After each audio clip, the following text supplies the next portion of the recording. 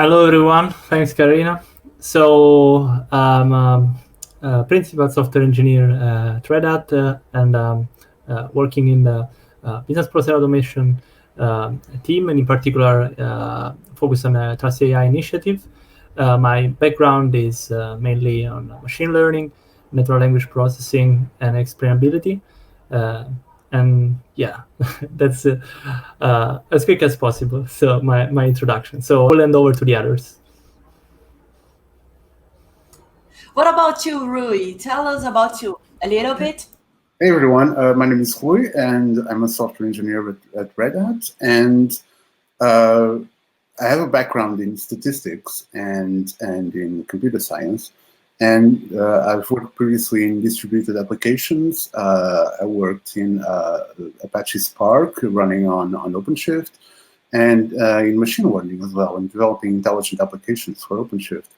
And recently, I've been focusing on business automation and in technologies related to business automation, and also in these projects that try to bridge machine learning with business automation and with similar technologies. Yeah. And you, Mr. Daniele Sonka. Hi, Karina. Hi, everyone. Thanks for having us today presenting this use case. My name is Daniele. I'm a principal software engineer as part of a business automation team. I'm focusing mainly on the decision manager, so the rules and Trust AI initiative. Before that, I had some experience in one of the top European bank in the big data engineering team. And now we are here to try to use Optaplanner on top of a prediction, as Geoffrey correctly explained it. Sounds cool. Would you mind sharing your screen? I don't want to take too much of your time. And I know Duncan here can't hold his inner self, like to just talk to his friends, but we'll have to hold it back, Duncan. We don't have so much time today. Let's go to the backstage. The stage is yours, and a good presentation for you guys. Thank you. So we already presented ourselves, so let's start directly with the presentation. We are all part of business automation team and specifically Trust AI. So we want today to show how we can use optimization also on top of prediction to provide the new information. In this case, we want to explain the prediction, want to try to give a better understanding about why a decision, so a prediction in this case, has been made. And we want to provide, for example, an example so that people can easily understand, or at least it could be easier for people to understand what's going on. So let's start first, quickly introduce what business automation traditionally is. So we have multiple projects behind the scene that provide all the tools that we need to have a proper business automation solution. So we have rules for decision automation, for example, decision table. I have all my characteristics, and based on the value I see, I wanted to automatize my decision. So I want to decide if process or not decision card transaction automatically.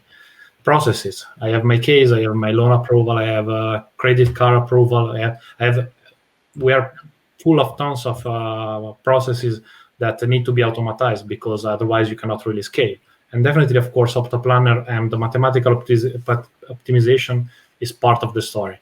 Because, for example, you have an e-commerce, and then you need to optimize the packaging and the shipping. But actually, constraint problem are really, a constraint solver, it's definitely flexible enough to apply to a lot of different use cases. On top of that, we also have Cogito. Considering the technology that we mentioned before has been created, let's say, 5 to 10 years ago, application development at that point was quite different. We had mainly monolithic application, so big, let's say, application server with a lot of different decision processes and, in general, knowledge that need to be executed. Now, in a microservices and, in general, in a service approach, we have a completely different setup. We have OpenShift and Kubernetes, of course, as a container orchestrator, but we have Quarkus, we have Spring Boot. So that the setup is completely changed. And that's why we created Cogito as a next-gen cloud-native business automation solution. that try to bring the same knowledge, the same algorithm, and the same technology in a cloud-native environment that fit better with the current need. In a picture, what we want to do, essentially what we want to achieve, is a cloud-native business automation where we have a knowledge as a service approach. So we have our workflow, we have our decision, we have mathematical optimization, and we also have definitely machine learning, because it's not changed only the, let's say, the architecture. So it's not only a monolith to microservice migration, but it's also changed the way we wanted to automatize our decision, our processes. Because we have a lot of data, we want to benefit from machine learning to learn from data behavior relation that we are not able, or it's hard to explain with a rule, with a process, and we want to mix, because of course maybe you wanted to use a neural network to classify maybe your image, but then on top of it maybe you wanted to decide, okay, based on the object that I recognize on the image, I want to perform some action. So the goal is to obtain a setup where you can take your knowledge, your business logic, only your business logic, so the problem I want to solve, and provide it as a service. But to provide it as a service, it's not enough just to take the process and move it to production. I mean, you have a lot of additional problems that you need to solve. For example, when the service is in production, you need to monitor. You need to trace, understand what's going on, because maybe your system is starting to behaving in a way that maybe it was not supposed to work. And definitely you also need explainability, because as soon as you started to use machine learning algorithms always provide an answer. So if even maybe you trained your model starting from a training set that now is completely different to the real data that you have in the real world, and you definitely need to understand if the model is still behaving correctly, or even worse, maybe you trained your model, but now the customer provide data that are outlier, so are not really known by the model, and you needed to recognize that this decision maybe has been provided is not correct, or maybe just the fact that the model is not properly matching this behavior. To do this additional capability, we created this Trust AI initiative. So we wanted to offer value-added services for business automation to cover this gap and make those kind of capability really available and really usable in a real world in a production system. So we want to provide the runtime monitoring, both from a DevOps perspective and from a business perspective, because in general, when we discuss about the microservice monitoring, we are mainly interested in, okay, I want to see if my system is up and running, how many pods I have, and that kind of stuff. But also business monitoring is really important. I want to have tracing and accountability, because out of the data I have from the decision, from a process, I want to be sure the internal step that has been performed for a compliance perspective. We have a lot of regulation that need to be satisfied, if you think about the GDPR and stuff like that in Europe, but not only. And explainable service is really important, because especially when you use machine learning algorithm. So if you want to have, let's say, a simple diagram to explain this in a picture, we have the Cogito runtime ecosystem. It's formed by a lot of different services. So we have the Cogito application itself that contains the process, the decision, and it's what actually the user writes. But for example, maybe this application need to communicate with an external system, and now this kind of communication are mainly done via reactive messaging. At the same time, I could have some stateful information like a job, like a trigger, like a timeout that I need to schedule. So I wanted to have a job service. I would like to perform advanced query on my data. So I would like to have indexing, and I have data indexer. And then I have all the services that I already introduced. So I have my business monitoring dashboard. I have the trusted service that collect trace event and enrich them. And then I have my explainable service that provide explainability. Let's start simple with the dashboard, because it's probably the most straightforward. In a DevOps monitoring, it's nothing new. We have a Grafana dashboard. We can see how many requests I have, latency. I can see number of requests and number of errors. Business monitoring is similar, but the kind of information that you provide are completely different. So, for example, you want to see how many automatically processed requests have compared to the number of manually processed. And maybe you see that the system is having some different behavior because you compare this compared to the last day, and the value are completely different. But to proceed now with presenting, it's probably easier to introduce a use case. So the use case that we want to consider, it's quite simple and straightforward. It's credit card approval. So the use case is I have my case worker that is in front of my end user, and the end user is asking for a credit card. But the system, the backend system that the case worker is using is saying that, no, you cannot have it. And actually, as case worker, I would like to have some explainability information so I can tell the end user, okay, sorry, but we cannot give you a credit card because of this and that. At the same time, we would like to provide to the user additional information like, okay, we cannot give you the credit card now, but if you are able to, for example, provide an additional guarantor, or if you are able to improve your situation adding some properties. So we would like to provide information, real, let's say, action item that the end user can take so that is happy about the decision. So, I mean, is not happy, of course, to not have the credit card, but at least understand the reason. So we presented the tracing data, and we have a tracing UI so that, okay, we have this case worker that is looking at the decision that has been taken. And as first, I can see that, sorry, but this decision, this credit card has not been approved, and also the level of confidence of this decision. So at first, I can at least query the information and the internal decision that has been taken by the system. Additionally, I can drill down and I can start to get some explainable information. So the first explainable information that we are able to provide is the feature importance. So we can weight each feature, and we can let's say recognize which feature had a most positive or negative impact on the decision. So in this case, we can see that children had a positive impact for the approval, of course, while age had not. So at least I can, this is already an information that it's useful, and it's also, let's say, simple for the case worker to explain, because this is what I have, this is what the user provided to me, and okay, sorry, but definitely your age situation is not something, is not let's say, good. Of course, age is not something the user can change, but at the same time, it's important to have this kind of information so I can explain my decision.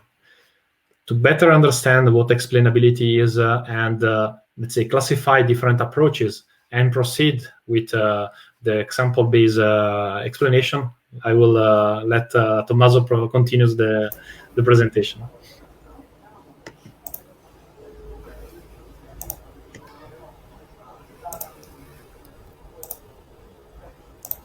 Thanks, Daniele. So, as you just mentioned, we want to understand as end users what happened, why a certain decision has been taken. But just before going deeper into that, let's try to understand what are the main goals. Why do we have explainability in first place? So the main goal is that we want to establish trust in automated business processes where models, decision models, machine learning models, any kind of black boxes is involved. In order to do that, we would like to have our decision making to be as transparent as possible. And this is, of course, a challenge because with different models, especially with machine learning, models are most of the time opaque, are not transparent, and therefore explainability is a kind of what we need in order to make those black box models more transparent and let us understand at a fine-grained why specific predictions are as they are, meaning why, for example, my credit card request has not been approved, or on the other end, more coarse-grained understanding about the behavior of a certain model, like from a global perspective. So why, in general, a certain model tend to, say, favor predictions or to approve requests to credit card when there are under certain circumstances, meaning with certain sets of inputs. And on the other hand, one thing that an enabler, explainability is also an enabler for accountability, because with explainability, especially with global explainability, we can track changes in model behavior across versions of a certain model, meaning a certain decision model, machine learning model, or whatever kind of black box function that is involved in decisions that impact our end users. But to make some distinction in terms of different aspects, let's try to clarify. So a model is transparent when it's easy to understand. When you look at the model internals, you can see why the prediction, whether the credit card has been approved or rejected, and so forth. So it's very intuitive for an end user, for an informed end user, to understand the inner workings of such a model. On the other end, a model, the explanation is a sort of interface. It helps us when our model is not as transparent as we would like it to be. So it works as a accurate, let's say, interface between the model and humans in order to understand how they work. And in the end, a model is trustworthy when, thanks either to its transparency or its explainability or the capability of another system to explain such a model, the model is considered trustworthy, meaning that humans are confident that the model is working as intended, and there is no surprises, let's say. Going slightly more into the practical use case, of course, there are different things that you can do, and the right explanation needs to be provided to the right stakeholder because of the background of the involved stakeholder. So, for example, a caseworker, like the one that needs to explain why a certain decision has been taken by the system, needs to work with the end user. He has very good domain knowledge, but on a case-by-case basis, meaning that he or she had a long history of stories with end users, and that's his or her knowledge. But on the other end, doesn't have any technical, or he or she is not expected to have technical knowledge. On the other end, there can be other users, like the compliance worker, let's say a higher level stakeholder that takes care more of business objectives, compliance with regulations, and so forth. He has as well good high-level domain knowledge, but from a different perspective.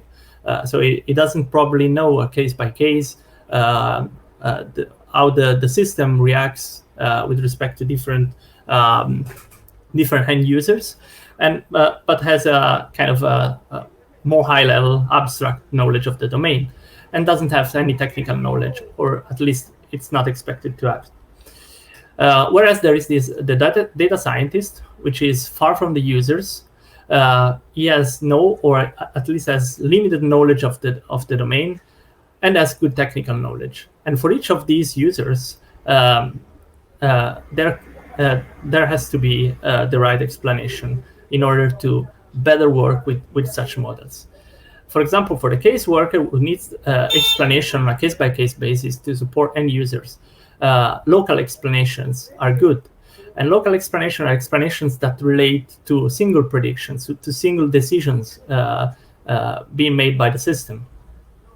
Whereas the compliance worker needs explanation from a higher level perspective in order to understand if the system and the model involved in the decision are in line with regulations and business objectives can more benefit from a global explanation that seeks to explain how a model is behaving from a more general perspective. And on the other end, there is a data scientist who can benefit from both, because he needs probably to understand if the model behavior is in line with the requirements is being given, and also might need to debug issues and outlier cases and so forth. So for the rest of this talk, we will focus more on the caseworker and on local explanations. So as Daniel was mentioning, we have the end user that has requested a credit card and say it has been rejected. So the caseworker, what the caseworker can do with respect to the end user is explaining why such a credit card has been rejected. In order to do so, let's say we look under the backend system, and we have both the black box model and an explanation service. The explanation service works together with the black box model, interacts with the black box model in order to provide such an answer for the end user. And in order to answer to this why question, the caseworker can benefit from using these explanations called saliency explanations, which give feature importance scores for a single decision, a single predictions. And these explanations respond to the need to the inquiry, like which inputs does the model give more importance to when deciding whether granting the credit card or not. In this specific case, the value of children plays a positive role for granting the credit card, whereas the value of age plays a negative role for granting the credit card. And as a case worker, you can already imagine that this can arise even some questions, because, for example, in this specific case, it might be okay to that the model is giving a very high importance to features like number of children and the age. But in other domains, that might raise fairness concerns, and because of course you don't want your model, your decision service to discriminate among different classes of users. So in order to do so, let's get it slightly more technical. We leverage an algorithm called LIME from the paper that is mentioned here, and we adapted this algorithm to the case also basically to work with any black box model, meaning also to work with the decision services, not just machine learning models, involving, for example, DMN decision tables and so forth. So what LIME does is test what happens to the prediction when you provide perturbed variations of the input to the black box model. So it changes slightly the features in order to see what happens. What are the features that are more important? And in order to do so, it trains an interpretable model, like a linear classifier, to separate perturbed data points by the label. And the label, again, is given by the black box model. So that's why the explanation service need to interact with the black box model. And finally, the weights of the linear model are used to as feature importance scores. And by the way, this is included in will be included in Cogito 0.15 that is scheduled for middle September.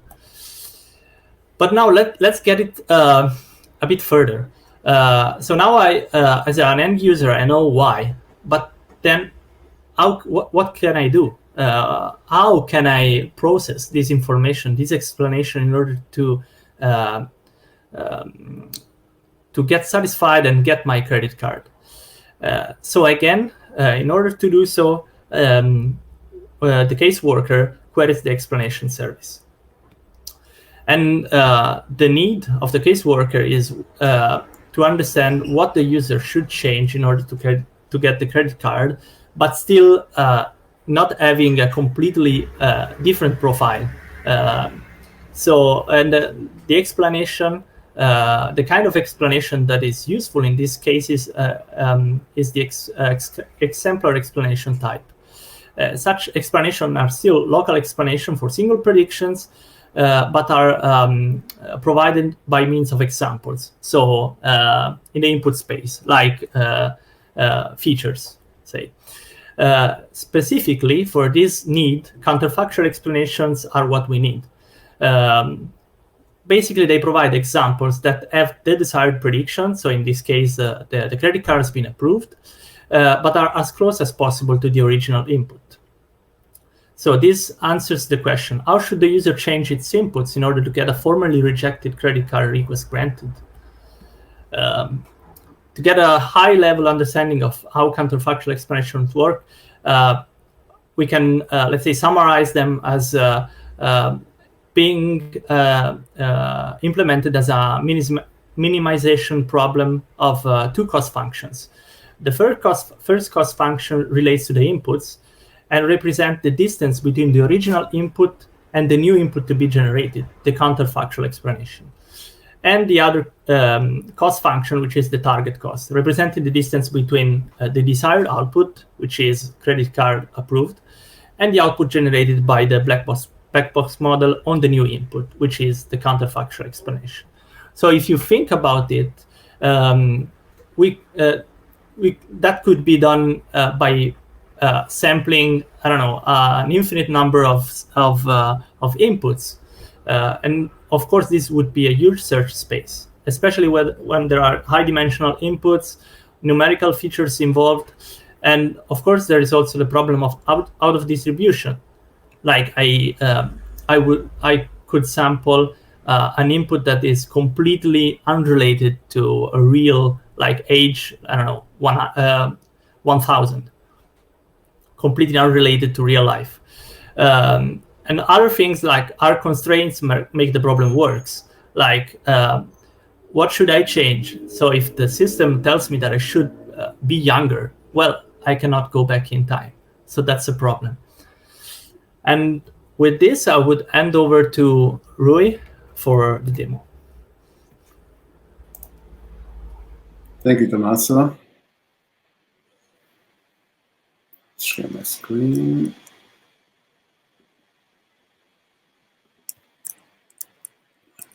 Right. So thank you, Tommaso. So today I'd like to show a simple demo which calculates counterfactuals for a given predicted model using OptiPlanner. And the use case is the one that was mentioned previously. It's one of credit card approvals. And the predictive model used will take an applicant's information as its input, and it will generate a prediction on whether the application should be approved or declined. And we'll explain in the next slides how the model is trained. And the interaction will be performed by a REST server built on top of Quarkus, which exposes 3 endpoints. So a predict endpoint, which simply gives the approval prediction given the applicant's information, a counterfactual endpoint, which returns a counterfactual for a given input, and a breakdown endpoint, which returns a breakdown of the OptiPlanner score associated with a counterfactual. And I've mentioned that, well, this use case revolves around credit card applications, and the purpose of this model is not to be comprehensive, or even, as Tommaso mentioned, fair, but rather to give a non-trivial illustration of how different components relate. So the principles used for this particular demo can then be applied and generalized to even more complex models. And having said that, we can look at the data set that we use to train the model, and that includes applicant information variables, such as the age of the applicant, income, the number of children they have, number of days in the current employment, and whether the applicant owns any realty, or if they have a work phone or have their own car. And the data included tries to capture some of the distributions you might expect to see in the real world for these variables like age, income, days of employment. And it also includes different types of features that you might encounter in non-trivial models, namely continuous and discrete numerical variables, as well as categorical variables. So all of these variables will have a contribution to the outcome, which was simulated. And for the purposes of the demo, we decided to increase the probability of the approval with age, and higher incomes will also have an increase, will also increase the probability of an approval. So it's possible, for instance, that the young high earner will have a higher likelihood of approval than an older low earner. And a higher number of family dependents will decrease the probability of an approval. And the more days you have at the current job, the higher the probability of approval. And finally, the last three fields are categorical, and they also increase the probability of approval, although with a smaller weight. And to train the model, we have chosen a random forest classifier. And we have used Python's scikit-learn framework to train the model. And after the model was trained, we serialized it to PNML so that it could be embedded in our Quarkus REST server. And it's important to note, as Tommaso and Daniele mentioned before, that when we create the predictive model in this way, we'll also consider it from now on as a black box model for demo purposes. That is to say, we'll make no assumptions about how the model works internally, and we only interact with this interface. So we know the input types, and we know what the model will give out, the prediction, but we'll build all the rest of the counterfactual system, ignoring what happens inside the box. So we'll pretend we don't know. And this is also one of the advantages of using black box approach, is that we're decoupling the system from the actual machine learning stack that was used. So as far as the system is concerned, the model could be anything from a regression to, or a neural network, could actually be anything. So what is our criteria to find a counterfactual? So let's assume we have a specific applicant with an associated data which requests for a credit card, and the model predicts that the credit card should be, that the request should be declined. So as was explained previously as well, a non-technical user is interested in finding out what is the closest input to the one we just provided, which returns an approval. That is, what can be changed from the initial application so that the credit card application is approved. For instance, if we have a model with a single variable, let's consider age for a second, we could be trying to find which is the age closest to the applicant, which would return an approval. So an approval is what we call the goal in our case. And there are several ways in which you could find the counterfactual. So we could, for instance, but shouldn't definitely, use a brute force approach. We could search this multidimensional space and select the points which are closer to the original ones and say, this is a counterfactual. But just going back to the example where we just considered one single variable, the age, we would simply, in this case, evaluate the model for each possible age and find the closest one to the applicants that will give an approval. Now, obviously, this is not feasible, especially for very large search spaces with potentially a large number of variables. We could use other methods, like, for instance, numerical optimization methods, and try to minimize the input distance. But again, just looking at the case where we have a single variable, the age, we will just try to minimize the difference between the applicant's age and the current age we're evaluating, and then we'll see when we get an approval. This could work. However, we'll have to deal with several new problems. For instance, one would be, how do we incorporate different types of features like categorical variables? How can we declare very complex constraints? All sorts of problems like this. So we could extend this numerical solution we just built from scratch and try to add features to express complex constraint relationships, add features to deal with complex data types. However, in doing so, we will be just reinventing the wheel and possibly be making a lot of mistakes along the way.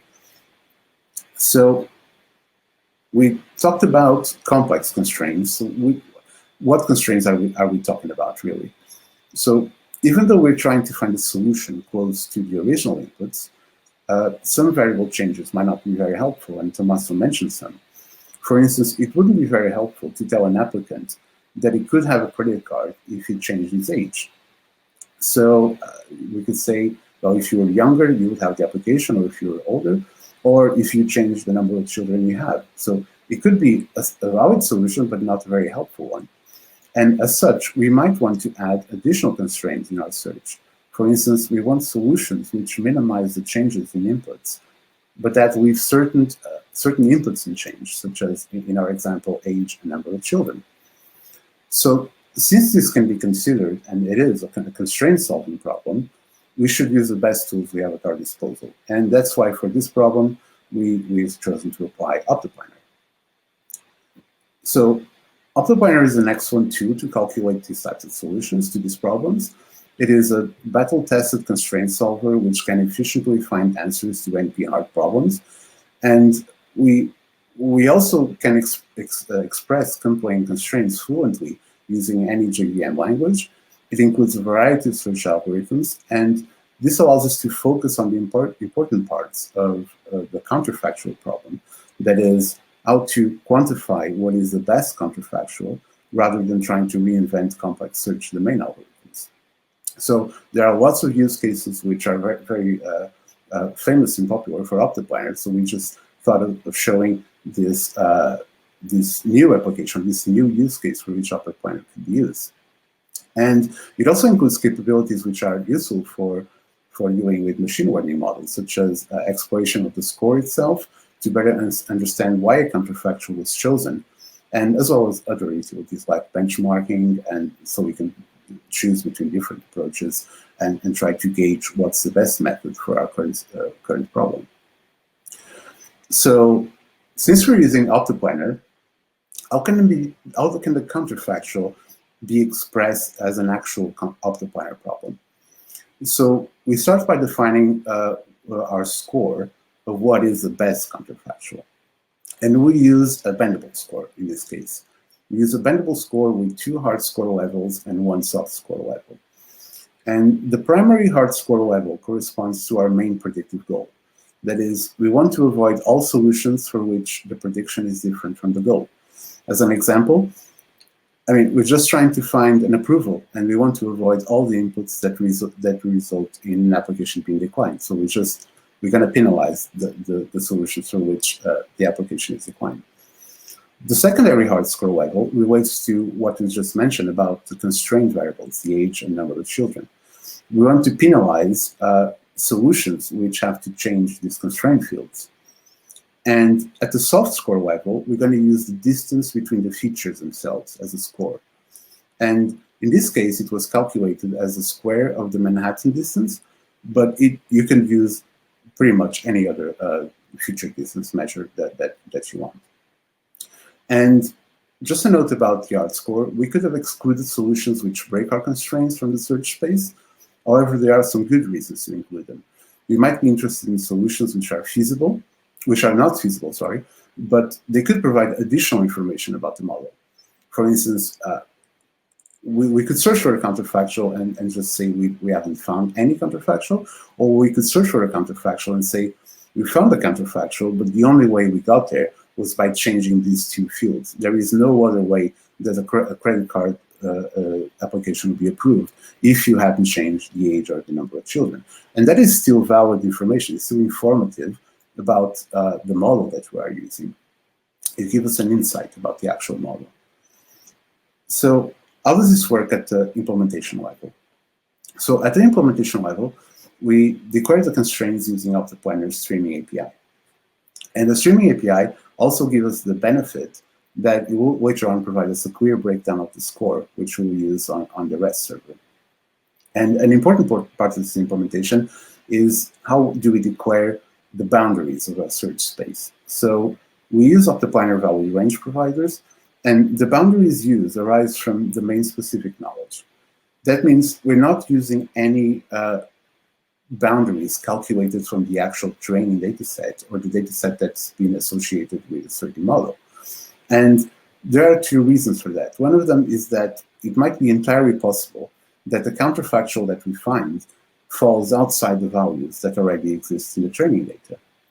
And this is quite interesting, since it means that, for instance, in this particular case, we don't need to have the actual training data to calculate the counterfactual. And this is just some examples of some boundaries that we use. We try to use, this is not really domain-specific knowledge, we can call it just common sense. So we just use, for instance, for ages, we consider the range of 18 to 100. We search annual incomes between 0 and 1 million, and number of children between 0 and 20, and days of the current job between 0 and the equivalent of 50 years in the same job. And the other variables are just categorical, so we just use binary true or false. And so once we've defined our entity, the credit card application, our solution, and our scoring, along with the constraints, we're ready to use Optoplanner to find counterfactuals. So in the REST server under the hood, when we get a set of inputs, we set it as our original inputs, a kind of problem fact. And Optoplanner will then start the construction heuristics, and during the score evaluation, the predictive model will be called to return the outcome prediction for the current planning entity. And this result will be used to calculate the primary hard score, as we've seen before. So all of the other score components can be calculated using the original input, and you do not need to interact with the predictive model any further. And since this is Optoplanner, obviously, as I mentioned, we can explore different construction heuristics and search strategies and compare them in a systematic way. So we can choose the best approach for our individual problem. And if you want to see which one we use specifically for this demo, you can just check out the code on the repo.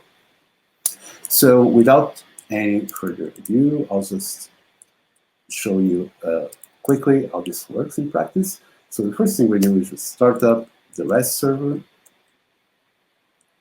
And okay, it's done. Okay, and we're going to start with this application. So you're going to consider a quite young applicant. He's 20 years old. He has an income that we've chosen to be well below the median of the incomes we have on our data set, so 50,000 per year. He has no children. He's employed just for 100 days. He has no realty. He has a work phone, and he has his own car.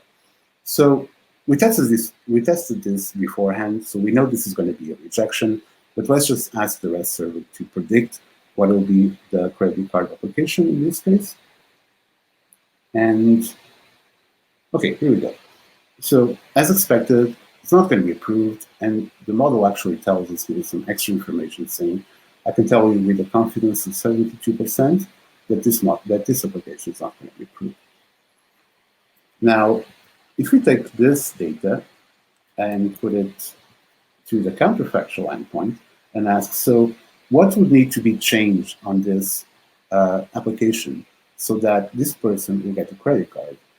And hopefully, we'll get a counterfactual for this prediction that maintains the age and the number of children unchanged.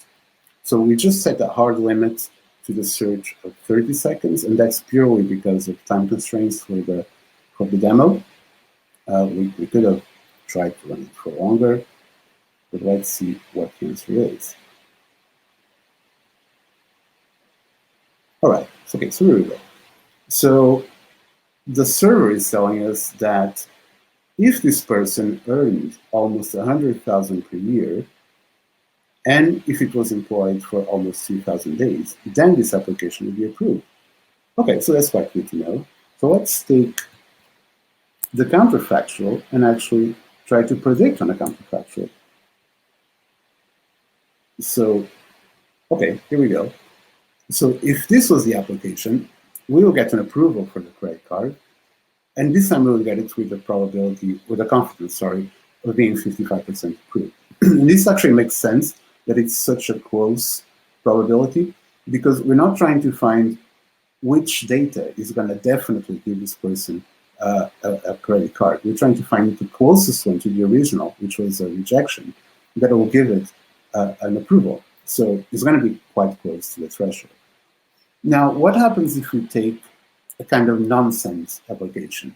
So we know this is going to fail for sure. So you're going to have a person with 10 years old, they have 10 children, they don't work, they don't have any income. So we know this is going to fail. But the interesting thing is, the model is not going to find any kind of approval that's anywhere near close to this, because it just doesn't exist. So it will have to change one of these fields. So let's ask the server what would be the counterfactual for this case.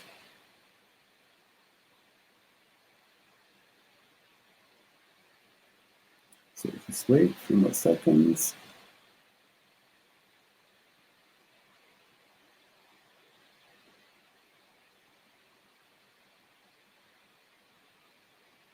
Okay.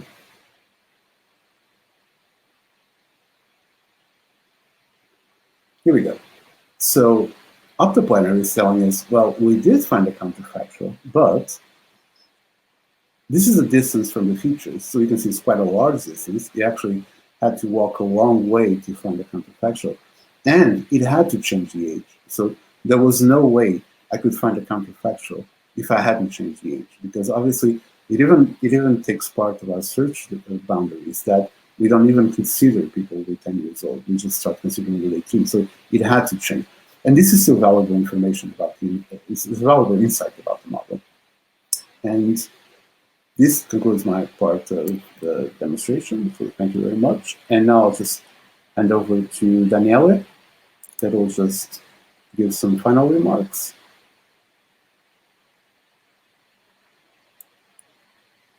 Okay.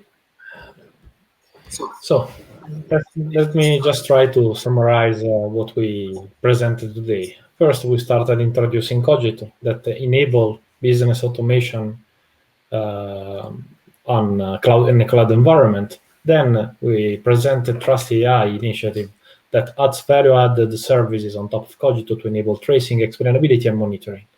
Then we we started to introduce, okay, what explainability is, and explainability is needed to establish trust in automated business processes. And one of the possible explanation we can provide is that it's simple and it's also, let's say, user-oriented. It's counterfactual explanation. Provide this explanation. Okay. This explanation let the user obtain the desired result. So you can demo what need to be done to obtain the desired result. And to obtain all of these, we were able to use Optoplanner because it's a really powerful and flexible constraint solver that can be applied also to, let's say, non-traditional constraint problem. So we were able to score using Optoplanner to score a prediction. And actually, what we obtained at the end was to do an optimization problem, to solve an optimization problem on top of the prediction. So the result of that is that the prediction is not the final output. We can do a lot more on top of it.